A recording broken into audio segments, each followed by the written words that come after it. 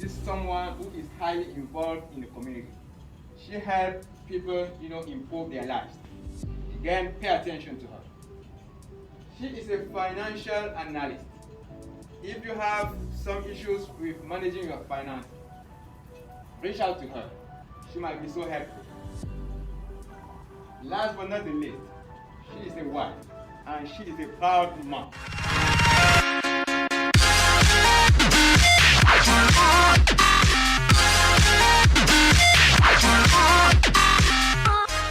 And that's great. You guys have excellent dreams. I want to get to know your name as well.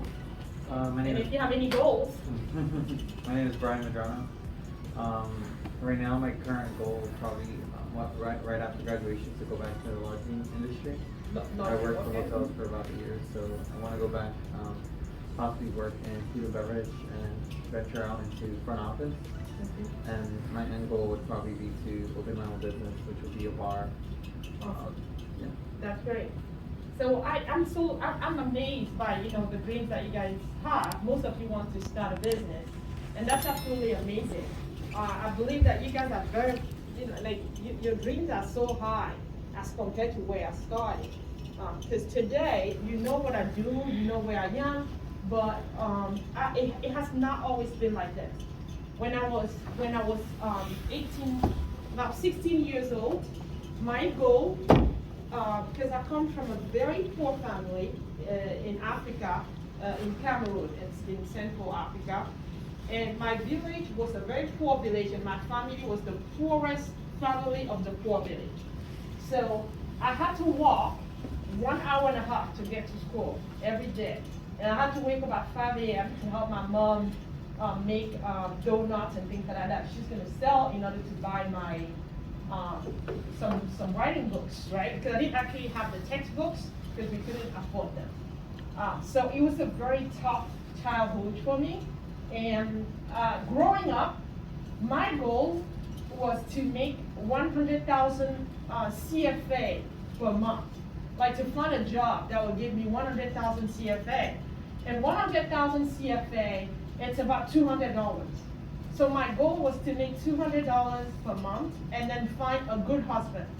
So those were my two goals. I believe that if I could make $200 per month and have a good husband who can take care of me and my family, then I'm a happy woman, right? That was my dream right there. That was my goal right there. And does that sound like a big goal to you? As a woman, that's kind of big, but as a woman, like every woman wants to have a job and Yeah. to have a good husband. Exactly. So it's a good goal to want to have a job and to have a good husband, right? So it's a good goal, but the size of your goal, how big your goal is, that's what we want to talk about today. So from there, I grew up and I knew that the only thing that I had to make a difference was to go to school. So I went to school not having a lot of means, but I was trying my best to be the top of my class all the time. And I was lucky enough to meet someone extraordinary a few years later.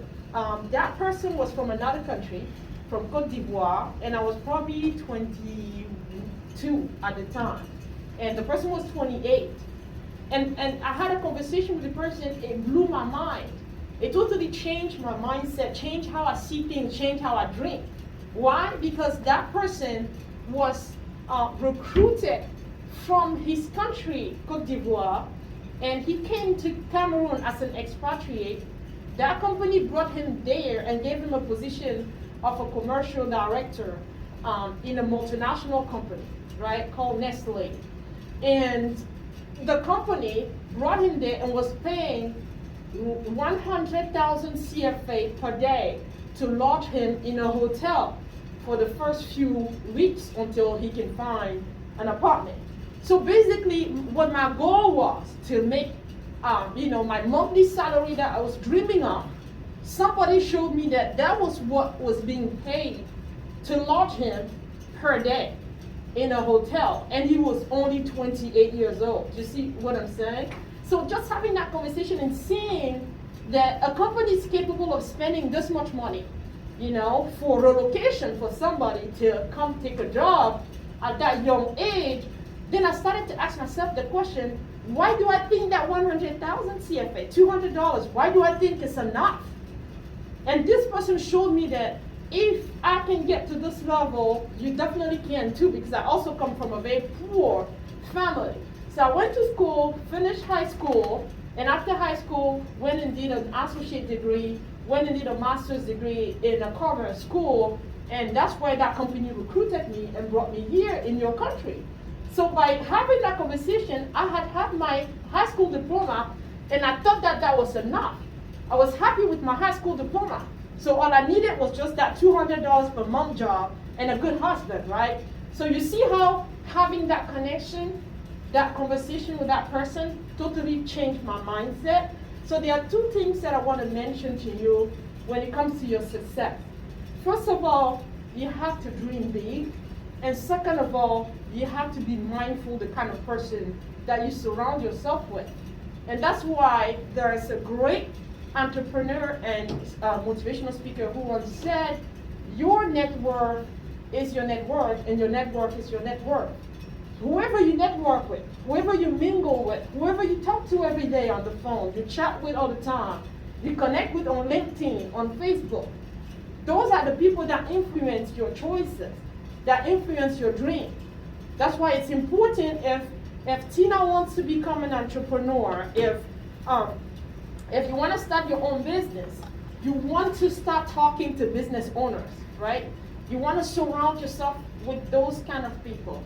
When I ended up here in the United States, after leaving Africa, I was already at a very high level because that encounter made me go back to school after my high school diploma. I went and did an associate, then I went and did a bachelor's degree in marketing and communications.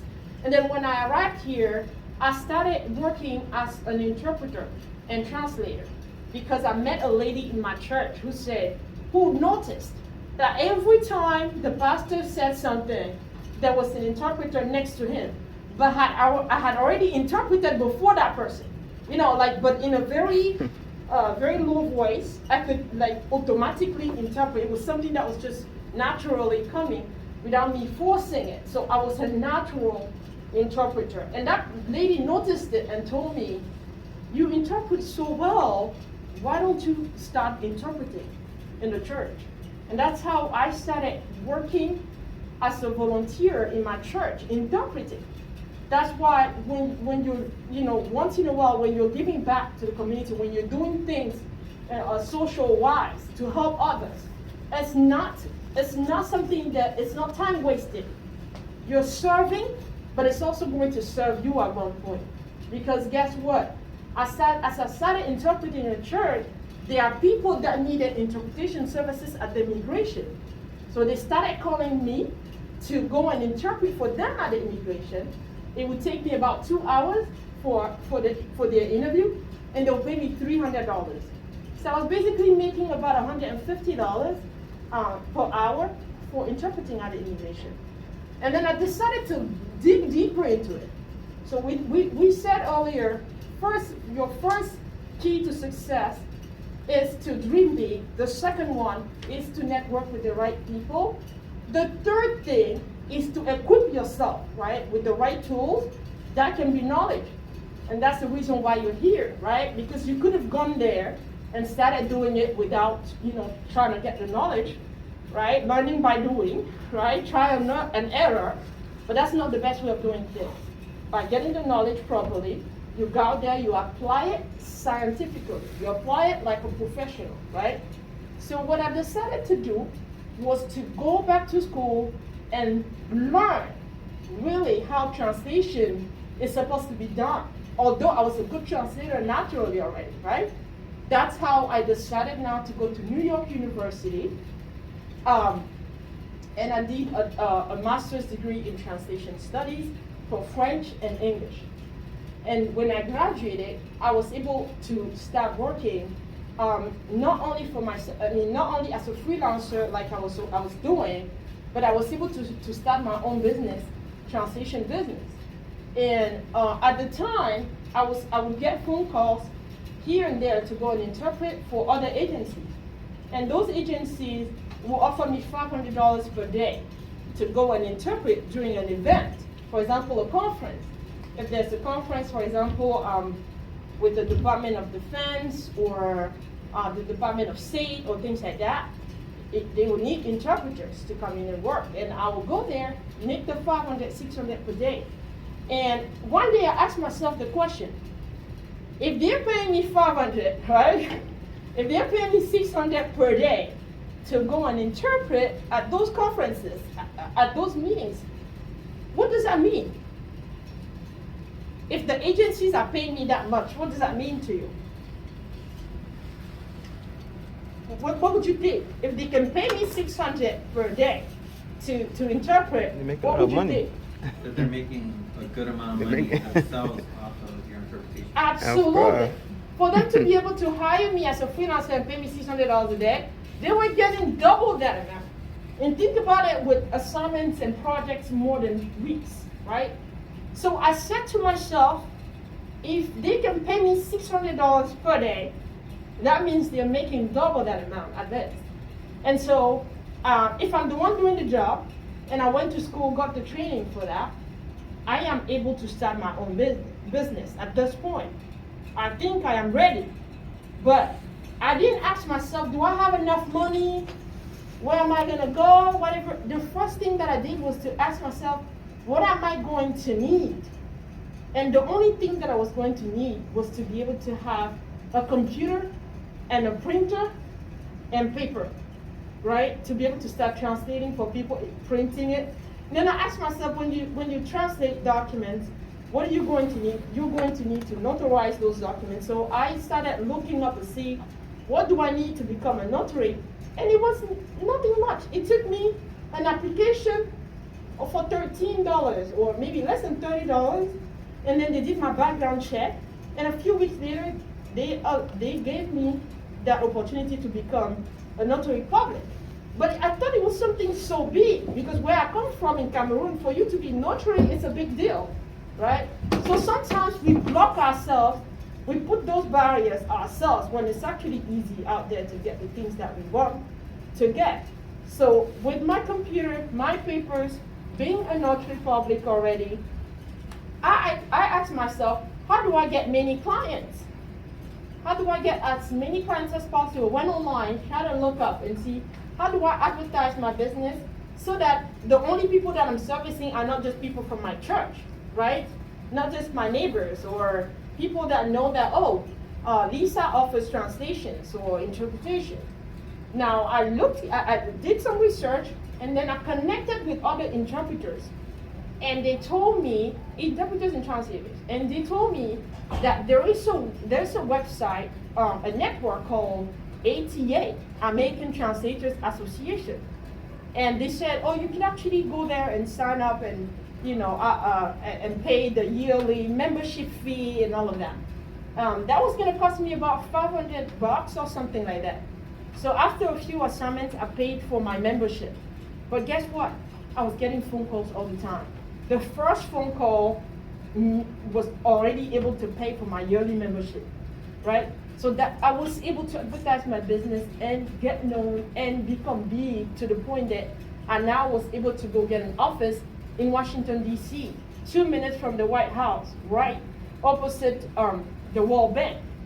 At this point, the World Bank contacts my company to offer interpreting services during their yearly meetings. At this point, big companies, big corporations, big international organizations like the USIP, the United States Institute of Peace, they contact my company to offer interpreting and translation services. But I had to start wherever I was with the little that I had. You understand where I'm going with this? So first thing, you have to dream big. Secondly, you have to surround yourself with the right people, right? Get a great network of people. Go on LinkedIn. Try to link up with all those people that are in the field that you're looking for, okay? Make new friends. If you feel like your friends are just party friends, try to get new friends that are doing the things that you want to do, that are where you want to be. And believe me, sometimes those people are lonely. They'll be happy to have you as a friend. Okay, so create those relationships. And so the third thing we said was equip yourself, right, with knowledge, with the right information. Go out there, grab all that information that you need. And so today, I'm able to offer interpreting services and charge double what I was being paid, right? So if it's for my language, French, I'm now going to request to be paid 1,500 per day. They will pay me that directly, and I'll put that in my pocket. But I can go farther now because I have a business. When you're just alone, you have a job, you are trading your time for money. But when you have, and you can only have 24 hours in a day, right? So how much can you work? Even if you have 2 jobs, 16 hours, you still only have about what left? 8 hours? You still need to eat, you still need to sleep, you still need to take care of your babies or your partner, you still have to go make love and their needs. You still want to do some other stuff, go shopping and all that. And so you can only be limited if you're working as an employee somewhere. So dreaming big is being able to tell yourself, how do I work 40 hours? How do I work 80 hours a day? In order to work 80 hours in one day, what can you do? 80 hours in one day. How do you make that happen? Create a team. Create a team of people that work under you, that work for you, right? So at this point, my company is not offering just French and English translation and interpreting, because that's what I do. Now, we have over 75 languages. So basically, I can be at home sleeping, but I have maybe 10 interpreters that are out there interpreting in Chinese, interpreting in French, interpreting in German, Spanish. I can't speak those languages. But because my company is now trusted, we can be trusted that other interpreters that are managed can then translate in those languages, right? So basically, I can sit at home and have 10 people that work 8 hours for me, and that 80 hours that somebody just worked for me, right? So if I'm charging my customers 1,500 per day, and I'm paying the interpreters for 500 or 700 or whatever, that's a lot of money that I'm making while at home. Do we agree on that? So it's important that you guys already have that mindset that you can't just content yourself with a job. You need to think big, that even if you have a job now, your goal is to be able to hire people, give them the opportunity to work, and so that you can make money from them working for you. And now I'm going to end my speech tonight by inviting you to think a lot about financial freedom, in a sense that you can't just spend your life working. You have to tell yourself, if I'm working as an employee, I'm trading my time for money. So I'm working for someone else to give me money. If I have a business, someone else is working for me to make money. But in case those people don't work, I'm not going to make money. That has happened before. There has been situations where I will have somebody scheduled to do some work. They don't show up. Okay? If they don't show up, I don't get paid. I remember one day, one person was supposed to go. I had another business on the side because I was passionate about fashion and hairstyling and all that. So I opened a hair salon because there was a lot of money in the hair salon business. And I don't know how to do a shampoo myself. So I had to hire people to do that one. What happened was one day, a customer had an appointment to come do her hair at 8 a.m. She shows up at the door, and the stylist is not there. She waits 30 minutes, the stylist doesn't show up, and she contacts me, what's going on? And I call the stylist tells me, oh, ma'am, I'm so sorry. Mon copain m'a dit qu'il fait très froid, et je ne peux pas sortir de la maison. Il faut que je reste avec lui dans le lit. What that means is, my boyfriend told me that it's winter, it's cold this morning, and I can't leave the bed. I can't leave him alone in the bed. I am serious. This is true story. So basically, she did not go to the lady's hair. So I didn't make money, right, from that lady. What that means is that if you're relying on people to work for you to make money, sometimes you can be disappointed, right? So you need another way of, getting that financial freedom. So think of it this way. How do I partner with someone else? Someone who has the same ambition like I do, and then we start a business together. That way, if I'm not there, if I go on vacation, if I'm busy, the person can continue to make sure the business is working. That way I can rest a little bit. So how do I also achieve financial freedom? I can also invest in other channels. I can invest in a huge company that's already doing well.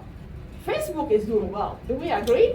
Yeah. Facebook is it's crazy. They're taking over the world right now. Basically, Facebook now has LinkedIn, where as a professional, you can see other professionals that do other things. Facebook now has Indeed and Career Builder and everything, because you can go find a job. Even in the hospitality business, you go on Facebook, they're hiring, okay? And on Facebook now, it has become Match.com. You can date on Facebook at this point. That's true. And now Facebook has become eBay and Amazon, because you can now go on Marketplace and buy or sell stuff. Do we agree? Like, those people are taking over everything. So basically, you tell yourself, since this company is doing so well, can I go buy a piece of that company? So ask yourself, how do I invest in companies that are already doing well? So that while I'm handling my little hospitality business here, my hotel, my bar, or any business, my event business and all of that, I still want to have my money working in $1 billion, tens of $1 billion business in California. You understand where I'm going with this? So it's very important to be open-minded. Whenever you're doing your plans, make sure that you have some money that's going to be for saving, some money that's going to be for your business to continue to grow, some money that's going to be for you to take care of yourself, have fun, travel, take care of your family, some money that's going to be for charity, some money that's going to be for you to invest, so that you have dividends coming, so that you have, some gains coming. You can go Google index funds or try to look up how to invest in dividend stocks in the stock market. Look up those things, okay? You don't have to pay someone to do that. Although I have an academy, I tell people, go and be curious. Go on YouTube, look it up, and learn how to invest. They have something called cryptocurrency now. Be open-minded to it. If you think I'm going to Starbucks to buy coffee every day, and it costs me $5, and after 10 days it's $50. So if I take it for a month, and I take 150 and I throw it into cryptocurrency to see where it's going, that's money that would have gone to coffee, but I want to, give it a try, right? I just want you guys to go out there and be curious. So I hope that you learned something tonight. You learn to dream big, as huge dreams as you can. Don't limit yourself to like me, making $200 a month and having a good husband. Don't have that as your dream. Dream bigger than that, okay? So today, the $200, it's something that I spend now on a t-shirt without even blinking an eye. But that was my goal when I was 18 years old. So please, as you grow, let your dream grow as well. It was a great pleasure for me to be in front of you tonight and discuss this topic with you. Were you inspired? Do you think that you're going to dream bigger now? Do you think that there are great things that you can achieve out there? Is there anything that you learned out of what I said tonight? I want to hear you. I want to hear from you. I want to expand my networking. I want to expand my relationship. So what do you have any recommendation on what kind of organization that I should reach out to, or what kind of something like example life coach and more, or some organization that I should follow so I can expand my networking? That's a good question, And I think first of all, go look up different seminars that are available. I'm sure your professor definitely knows about some of those. You know, they have every year around the country and the world, they have seminars in the hospitality business. And there are people that have become guru in that business. Because I don't specialize in it, I don't follow them and I don't remember the names. But I'm sure that's something that if you look up, you're definitely gonna see somebody who specializes in that and who's even making tons of videos on that on YouTube. There are lots of specialists on YouTube. And if you're looking for one in your domain, look it up. I'm sure you're gonna find one. So your professor can help you find one. You can go on YouTube, look it up. Look it up on Facebook. You can find some. But you can also, I think, the Department of Labor, they have some list of organizations. Like if you go on their website, you can look up and see different events and organizations that they might have planned during the year. You know, just to give you that kind of networking. But LinkedIn is your friend. On LinkedIn, as soon as you type that, you're gonna see a ton of people and organizations that specialize on in events or seminars, or you know, that are either hiring or that are having discussions. They have something now called I don't know how they call it. It's on, I don't know if it's on iPhones or whatever. It's like a Clubhouse or something like that. I think there are lots of conversations out there about every single topic. Just look it up. Yeah. You're welcome. Anyone else? Any other questions? Any remarks? I'll give it to those lawyers. So when you are in the field, make sure that you connect with people that will need your services, right? So if you believe that there are people that meet a lot, for example, if you're gonna start, I think it was you that want to start your own hotel. See, Brian? Okay, good. So there are little groups of people, like different businesses that have meetings all the time, that have seminars all the time, and that need a space, a hotel, a place where they can come often. And so if you link up with them, you have Urban Life and some other different kind of organizations out there, they will become your place will become the place of choice for when they have their meetings, and their members will even lodge at your institution. So it's important, you know, that you expand your thinking in terms of who do I give my business cards to, who do I link up with, and things like that. So at church, I started doing that for free, you know, right, in my church, and then I ended up doing it for paid, for a payment, and then I started doing it for institutions, for lawyers, and that's how we became bigger and bigger and bigger. The first year we made $100,000 just by doing translations and interpreting. In fact, even just one assignment was from the Department of State for over $64,000. So that day I sat on the floor and I started crying. Wow. Because I was like, oh my God, is it possible to make this much money? Yeah. And I was making $13 an hour at Capitol and Big Women, you know? So yes, it's possible. And they have a lot of programs. If you just go online and look up, you know, Maryland Business Administration or something like that, they have programs for women, program for minority, they have a lot of programs for startups. They have websites where they give grants because they want to encourage people to start businesses. They want hospitality. You know, they want people to come and tour the United States, and they want them to be able to go to great places. You know, just make sure that your place stands out, right? Yeah. Anybody else? You have a takeaway?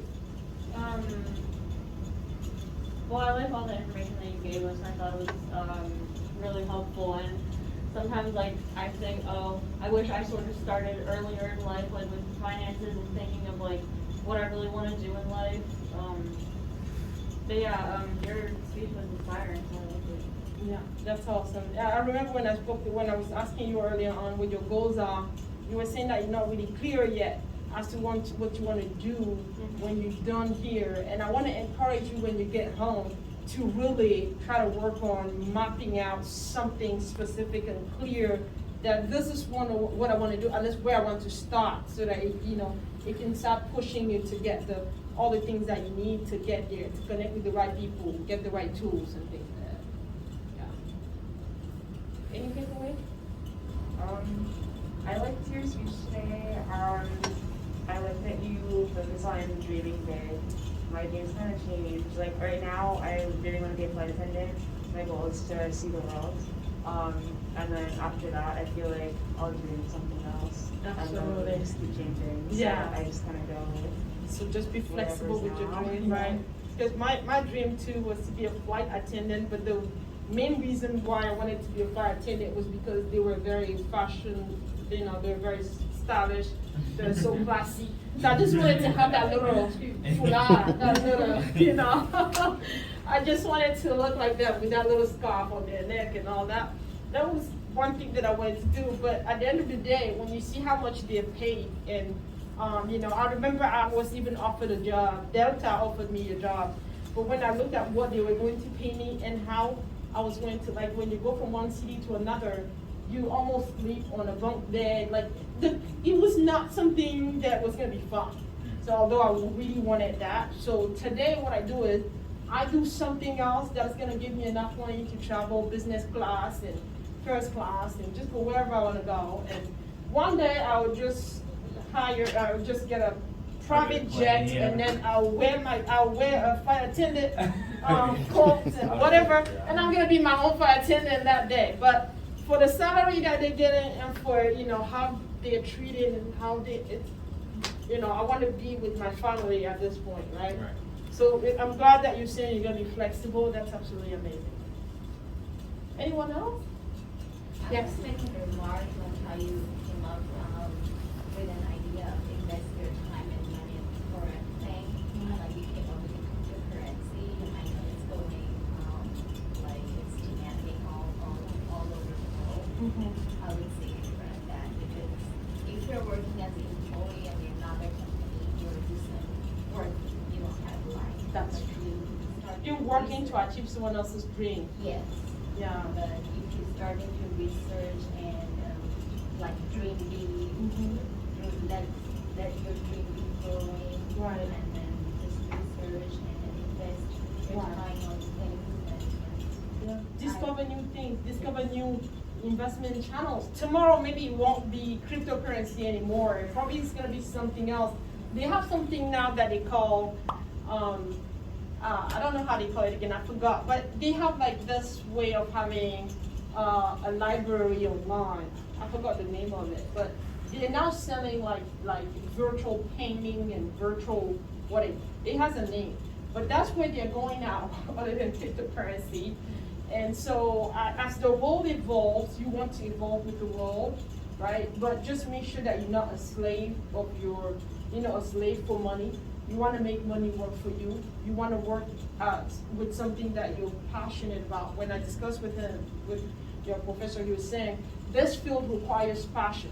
So you have to do it because you're passionate about it, but you want something else to be giving you as much money as you want, right? And don't work because you have to work. Well, because you feel like working, you want to work, but you already have money coming in. If you want to buy your first home, who here has a house, like own a house? Anybody owns a house? Okay, great. Yeah, he owns a house. So I'm glad that you don't own a house yet. I'm sorry for saying that. But the reason why I'm saying that is because if I knew what I know now, my first house wouldn't be what it was.